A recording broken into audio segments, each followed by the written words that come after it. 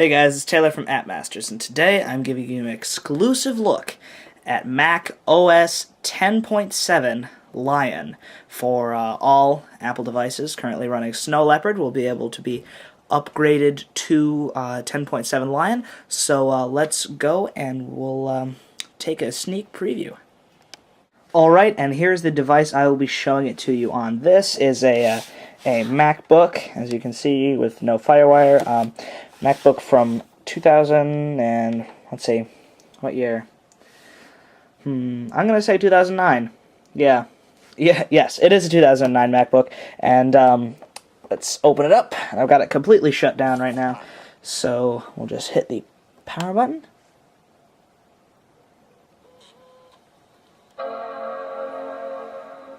There's that awesome startup sound. Let's see how long it takes to start up. Shouldn't be too incredibly long. Now, during this video, I'm going to be moving the camera quite a bit, actually, because I want to show you all of these gestures that I'm going to be making on the multi-touch trackpad. There are a lot of gestures in 10.7 Lion, and so I'm going to be going like this quite a bit to show you all of the amazing multi-touch gestures that 10.7 Lion has to offer. So let's just load it up. This is in real time, by the way. I'm not going to speed this up or anything.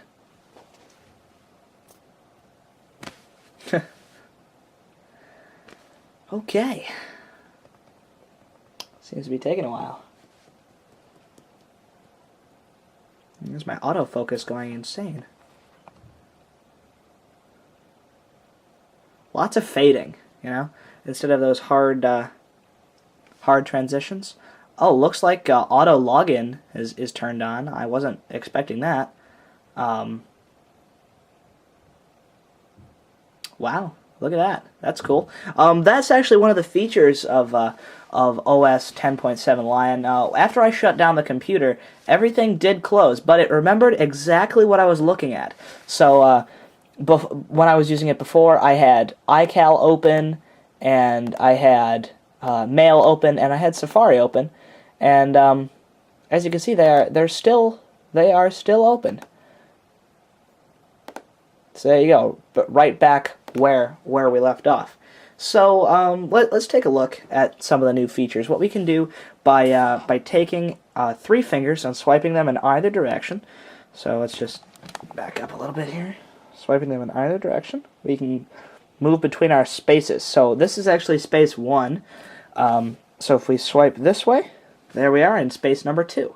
And swipe back, ta-da! So that's another one of the cool gestures involved in 10.7 Lion. If we're on space 1 and we want to go to our dashboard, actually you can just swipe over once to the left, and there you go. You got your widgets there. Now let's bring up Mission Control. Now, if you don't know what Mission Control is, it's basically what expose and spaces and your dock and everything. It's all in one screen. So let's take a look. By taking 3 fingers and swiping up, we have Mission Control. And as you can see on the top, we've got Dashboard and then all 4 of my current spaces. And here are all the applications that I have currently running, which are iCal, Safari, and MacMail, and there's the dock at the bottom.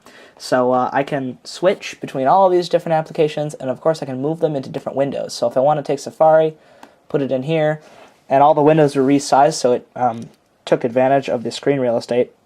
Put Mail in Desktop 3, and iCal in Desktop 4. And you can click between them. Dashboard will actually, when you click on Dashboard in this version, it actually crashes. So yeah, not totally the best yet, but they're working on it. So what I'm actually going to do is I'm going to quit out of all these applications. I know I've got Mail running, and I've got iCal running, and Safari running. So let's quit out all of those. And they're automatically closed back into space number 1. Now I'm going to show you Launchpad, which is actually quite cool. It definitely reminds me a lot of the iPad's user interface with the home screen. So let's zoom out again. Take all 5 fingers, bring them into the middle. It normally works. I was looking at the camera. It works all the time. So 5 fingers, swipe into the middle, and there you go. You've got all of your applications in your applications folder. So there they are, alphabetical order. Now I've added a couple of folders. Well, that one's already automatically made the utilities folder. So let's open that up. Just move the mouse over here. Click on it, and you get the all of your utilities laid out just like on an iPad. I've also got a web browsers folder here, Safari and Google Chrome. And yeah, that is Launchpad, and iWork, of course. Got an iWork folder. To launch any application, just click on it, or to move them, just move them like that. And to create a folder, let's say I wanted to create a folder caffeine and menu weather, just drop caffeine on top of that application to make a folder. So there you go. That is Launchpad. Click out of that. Let me show you a couple more gestures. So if we go into Safari, let Safari launch, and we'll start with, I don't know, top sites. We'll start with top sites, then we'll go to Facebook, Twitter, then Apple.com. And if we take 2 fingers, zoom out again, this is actually very cool. Swipe across, and look at that, we're back. And back again. And the pages are still up. They do not need to be reloaded. It saved them. It cached them, if you will. And we can even go forward, back again, back to Apple.com. And everything works perfectly. Now, you may notice that I am swiping down and nothing is happening. Apple actually changed the scrolling on the MacBook. To scroll down on an iPhone, for instance, like I have here, or on pretty much any touchscreen. Sorry, that's a little bright. I should have turned the brightness down before this. If you don't mind, I'm going to do that right now. Well, here, let me show you right here. To scroll, you actually go from the bottom and scroll up to go down. So they took that same rationale and they transferred it here. So if I want to scroll down, I don't go from the top to the bottom. I go from the bottom to the top, just like a touch screen, if you will.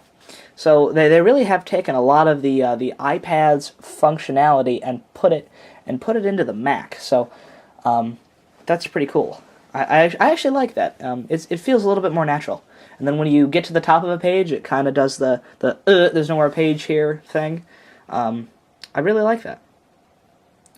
What else was I going to show you? I just totally forgot. Shoot. Full screen apps. That was the last thing I was going to show you in this real quick, well, not real quick, we're at like 8 minutes already. Full screen apps. So let's open iCal. And iCal is automatically this size, but as you can see, well, actually not really. Let me zoom in.